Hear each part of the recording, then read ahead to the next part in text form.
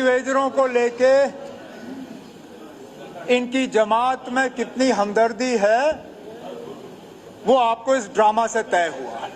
इनका ना डेली वेजरों को लेके कोई फिक्र, ना उनके तैन कोई हमदर्दी, ना उनके रेगुलराइजेशन को लेके कोई गर्ज। इसी तरह कल जब अखबार छपे तो अखबार में इनकी तस्वीर होनी चाहिए।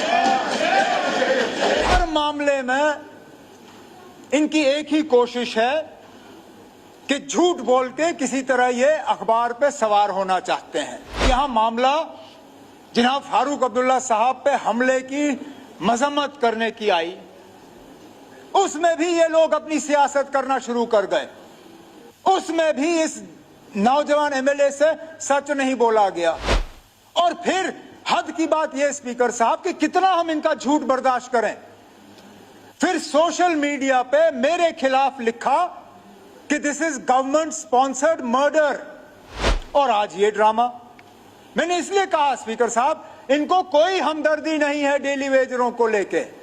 अगर वाकई इनको डेली वेजरों को लेके हमदर्दी होती, ये गुलमर्ग की बात नहीं करते। डेली वेजरों को लेके इनकी जमात में कितनी हमदर्दी है वो आपको इस ड्रामा से तय हुआ।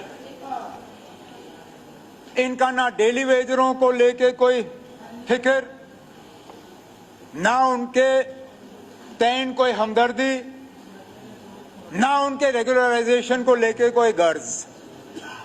उनको एक ही गर्ज है कि किसी तरह कल जब अखबार छपे तो अखबार में इनकी तस्वीर होनी चाहिए,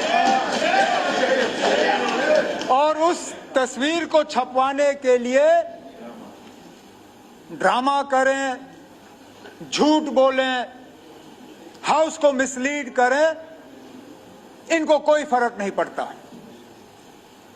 हर मामले में इनकी एक ही कोशिश है कि झूठ बोल के किसी तरह ये अखबार पे सवार होना चाहते हैं। मैं कितने मिसाल दूं इन्हीं का। मुझे मेरे साथियों ने कहा कि मत बोलिए, इसलिए मैं पिछले दिनों चुप रहा। एक हद होती है स्पीकर साहब बकवास करने की। अब यहां मामला जनाब फारूक अब्दुल्ला साहब पे हमले की मजम्मत करने की आई, उसमें भी ये लोग अपनी सियासत करना शुरू कर गए। उसमें भी इस नौजवान एमएलए से सच नहीं बोला गया।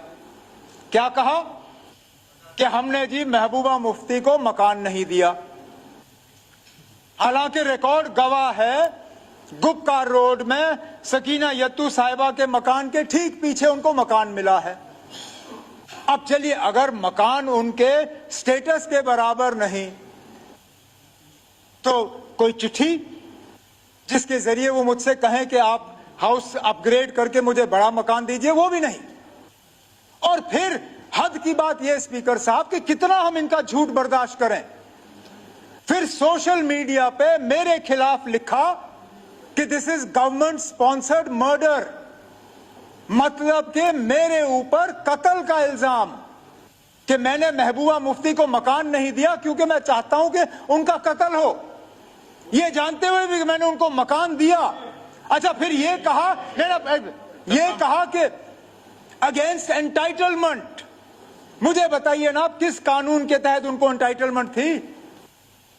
2019 के बाद तमाम फॉर्मर चीफ मिनिस्टर्स के सरकारी मकानों की एंटाइटलमेंट कैंसिल हुई। हमने रिलैक्सेशन में उनको मकान दिया, उसके बाद भी झूठ, और आज ये ड्रामा। मैंने इसलिए कहा स्पीकर साहब, इनको कोई हमदर्दी नहीं है डेली वेजरों को लेके। अगर वाकई इनको डेली वेजरों को लेके हमदर्दी होती, ये गुलमर्ग की बात नहीं करते। अब चिढ़ गए, अब असलियत सामने आ गई। इनको गुलमर्ग के लोगों की भी कोई हमदर्दी नहीं, इनको लीज जमीन की कोई हमदर्दी नहीं।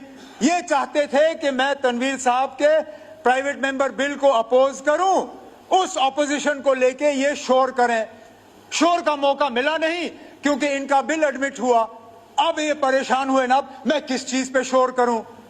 मुद्दा बिल डेली वेजरों को लेके, कागज फेंकता है ये गुलमर्ग की जमीन को लेके।